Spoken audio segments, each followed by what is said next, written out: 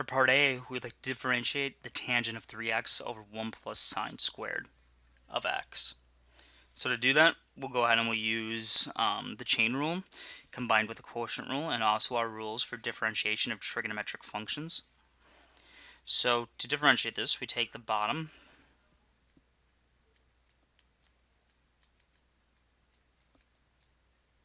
so the low times the derivative of the top,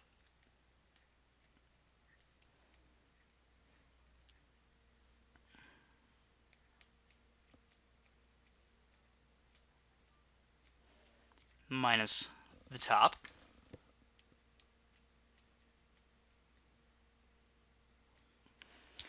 times the derivative of the bottom,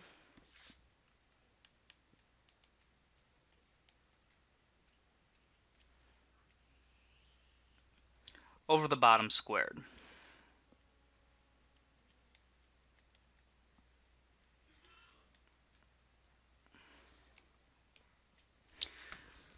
So let's go ahead and differentiate this guy right here. And so we're going to use the chain rule.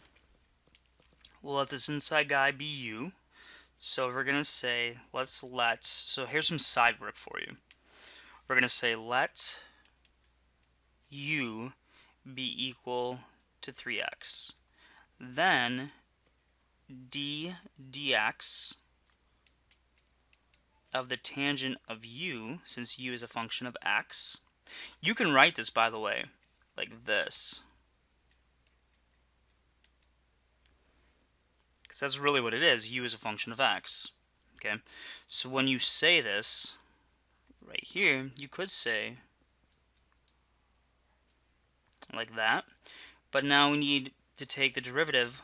Okay, but we've got u as our function in here, so this needs to be changed, and we need du dx times ddu of the tangent of u of x, but we don't have to write that in there, okay, because it makes it look more complicated. And so du dx is 3. ddu tangent goes, let's see here. I've got that guy written down here somewhere. So your tangent goes to secant squared of u, and u is 3x.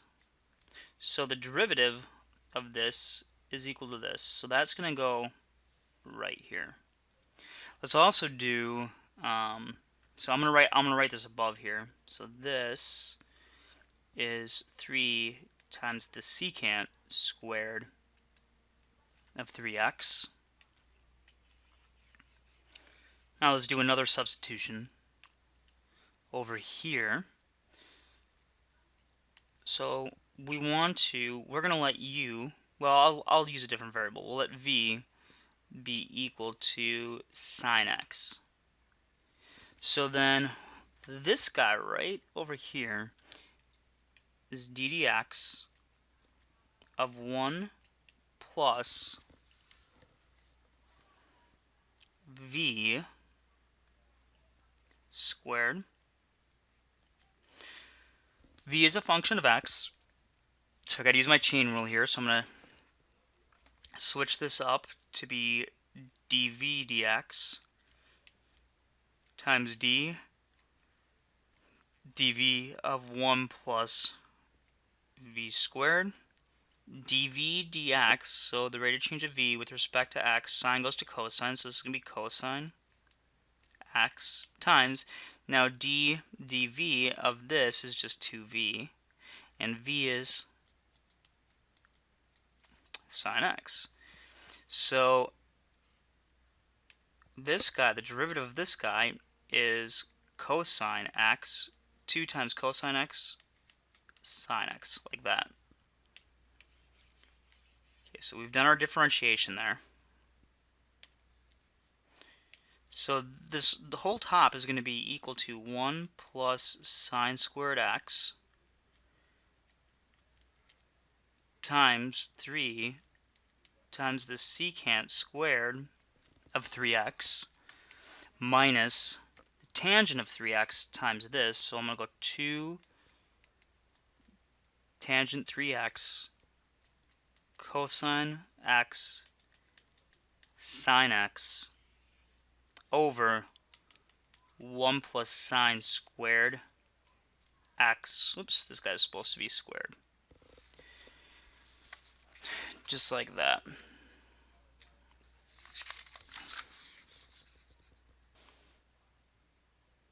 For our second problem, for part B, we have 1 minus the cosecant squared of 5x, and we want to differentiate this with respect to x, obviously. So what we want to find is d dx of 1 minus the cosecant squared of 5x.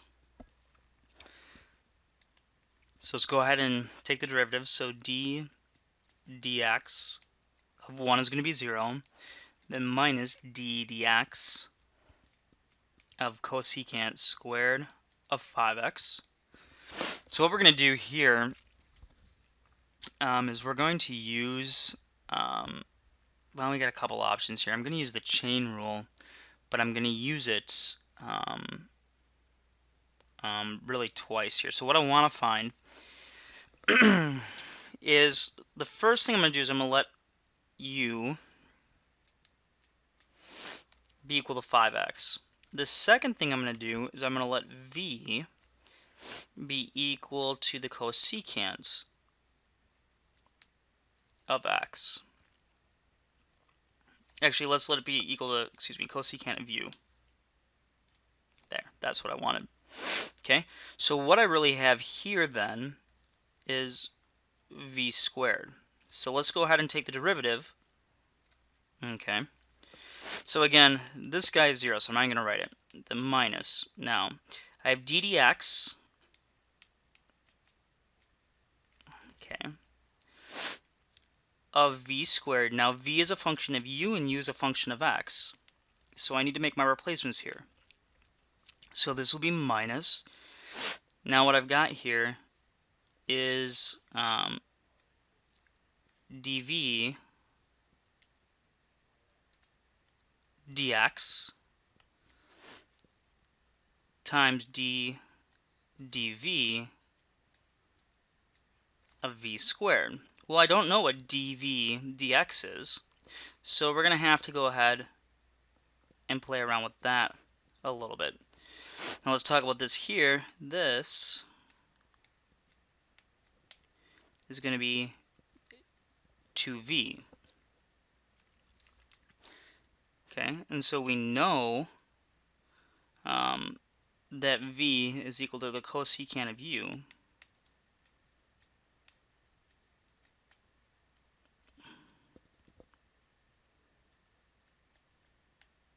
And u is equal to 5x. So now we need dv dx. Okay. But we don't know dv dx. What we do know is that we can write dv dx as dv du times du dx. That's our chain rule again here. So this guy, dv dx, is going to get replaced with this.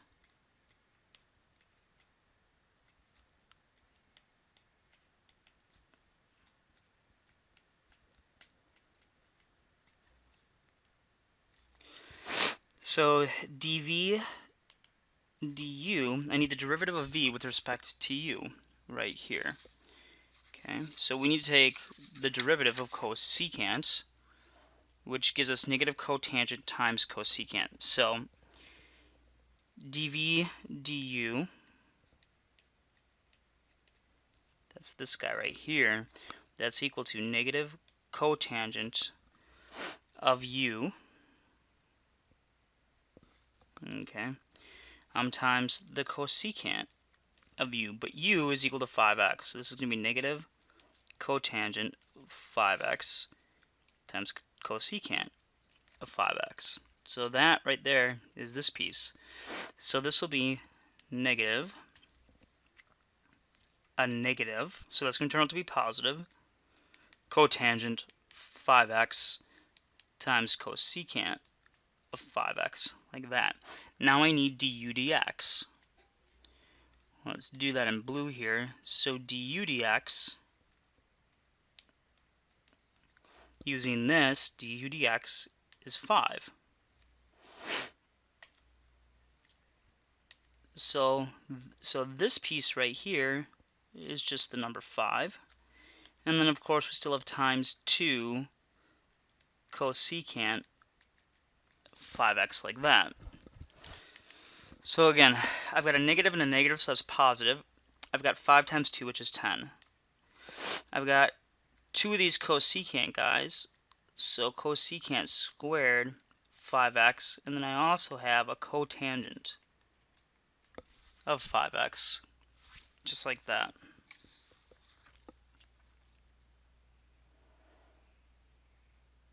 And that's one approach to this. The other approach would be to write down, instead of using v for my substitution here, just write down cosecant 5x times cosecant 5x. So I could, if I wanted to differentiate, if you look up here, we just want to differentiate this guy back here, so we put the negative out. Okay, and then we've got cosecant squared 5x. You might want to write this like this.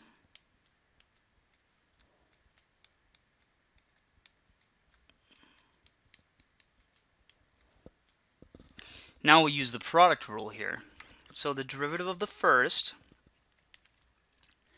so it's negative. Now, the derivative of the first is going to be 5 times, now cosecant, the derivative of cosecant, we know is negative cotangent cosecant. So the derivative of this is negative cotangent 5x cosecant 5x plus, now the derivative of the second times the first, so we basically got 2 of these guys. So that'll be 5 times negative cotangent 5x times cosecant 5x. So I've got 2 of those. I've got 5, 5, so that's 10. And of course I've got a negative and a negative here, so I can put this all together and say I've got 10 times negative cotangent 5x times cosecant 5x, like that. And so 10, bring the negative out, that'll give me positive 10 cotangent. Oops, I forgot to multiply each of these by, I took the derivative of the first, but I didn't multiply it by the second. So, excuse me, these guys are both squared. Okay, and that'll be cosecant squared of 5x, and you get the same result.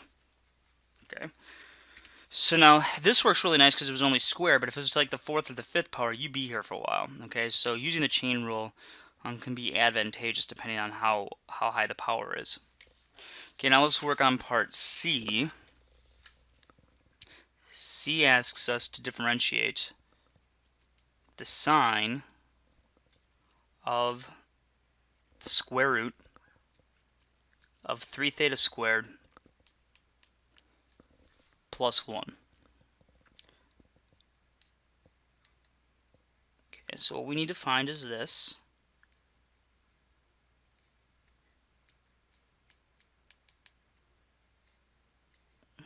Okay, so let's walk through this. So let's let this inside piece here be called u. So let's let u be equal to the square root of 3 theta squared plus 1. So the derivative of this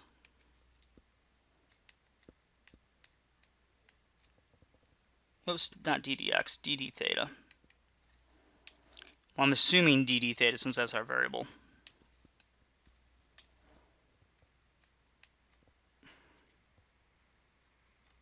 If it's ddx, this guy is 0. Okay. Unless theta is a function of x, and then we have another issue. Okay, so let's go ahead and work this guy out. So this is going to be the derivative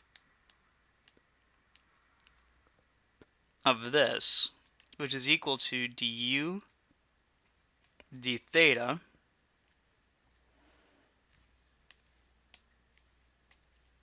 times d du of sine u. Okay, so let's work that guy out here. So du d theta, well, we're going to have to work on that. So I'm just going to write it here. Now d du of sine u is cosine of u, and u was 3 theta squared plus 1, like that. I need du d theta, so let's work on that over there. So u, we denoted as 3 theta squared plus 1 to the 1/2. So some of you guys can do this in your head right here. This isn't that hard to do the chain rule here in your head, but let me do it all out with a substitution. So let's let v be equal to 3 theta squared plus 1. Then what I get here is u is equal to v to the 1/2. And so that means du d theta is equal to d theta of v to the 1/2. But this isn't theta anymore, it's v. So we're going to go dv d theta times dv of v, that's a v to the 1/2. So dv d theta, don't know that guy, we'll find out. ddv of v to the 1/2 is 1 over 2v to the 1/2. Okay. Now dv d theta we can get up here. So dv d theta is equal to 6 theta. So this guy right here is 6 theta. So 6 theta times 1 over 2v to the 1/2, which is equal to 3 theta over v to the 1/2, or the square root of 3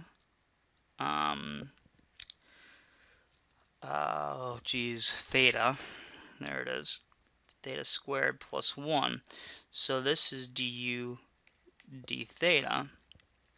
So we need to plug this guy in here.